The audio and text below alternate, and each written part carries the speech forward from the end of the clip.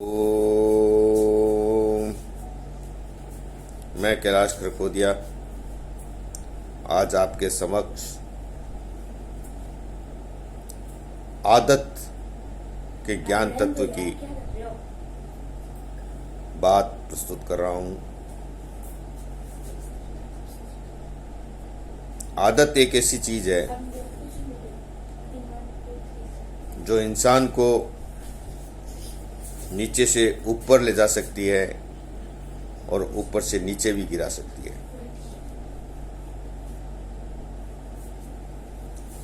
एक विद्वान ने कहा है कि अगर किसी व्यक्ति को संसार की सुंदरतम जगह पे, मनोरम जगह पे ले जाया जाए, लेकिन यदि उसकी आदत धन लोलुपता और तिकड़मबाजी, दंद फंद, भाग दौड़, अगर उसकी आदत पड़ी होगी तो वह व्यक्ति उस मनोरम और सुंदर जगह का भी आनंद नहीं ले पाएगा।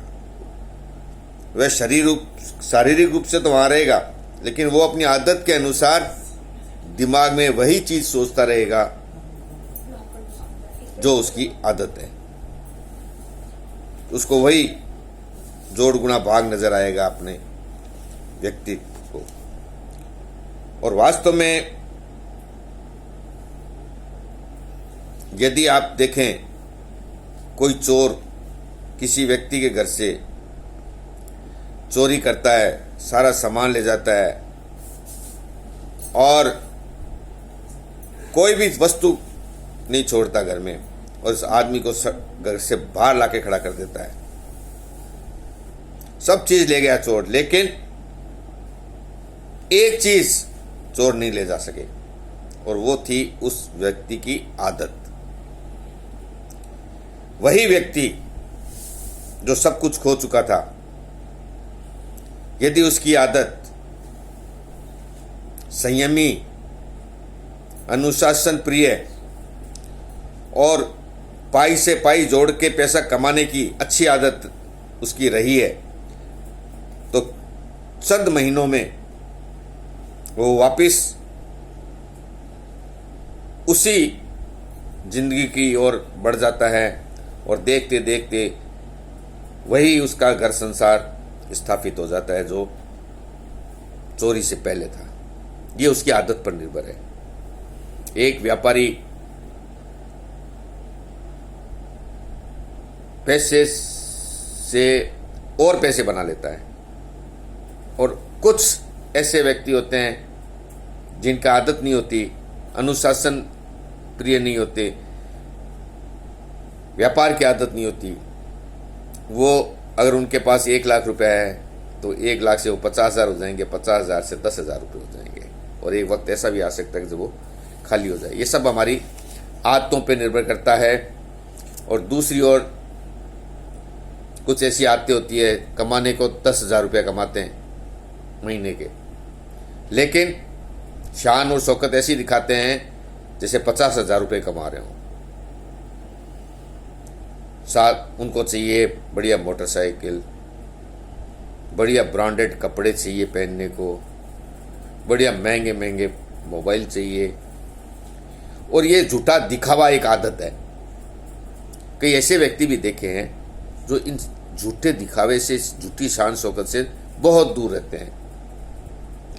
तो ये सब आदत पर निर्भर करता है, और यही आदत होती है जो इंसान को, यदि अच्छी आदत है तो उसको उन्नति की ओर ले जाएगी, और यदि बुरी आदत है तो वो पतन की ओर ले जाएगी। हमने एक जूती गांठने वाले से पूछा एक बार कि भैया कितना कमा लेते हो?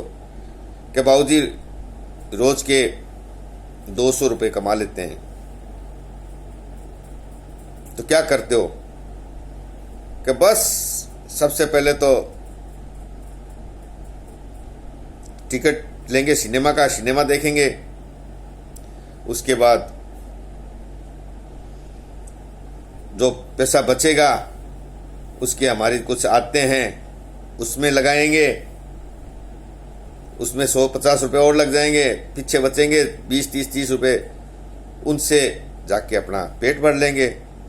और जिस दिन 200 रुपये भी कमाई नहीं हुई उस दिन शाम को जयराम जी की भूखे सो जाएंगे। तो ये उसकी आदतें हैं ऐसी थी जो उनको भूखा सुलाने की ओर विवश करती है। तो कहने का तात्पर्य यह है कि पूत कपूत तो क्यों धन संचय और पूत सपूत तो क्यों धन संचय। यानी हमारा जो पुत्र है यदि सपूत है तो धन संचय करने की जरूरत नहीं है। वह स्वयं नियम से, अनुशासन से और अपने विवेक से अच्छा पैसा कमा के उसका अच्छा सदुपयोग करके अपना जीवन निर्वाह करेगा, आनंद से निर्वाह करेगा।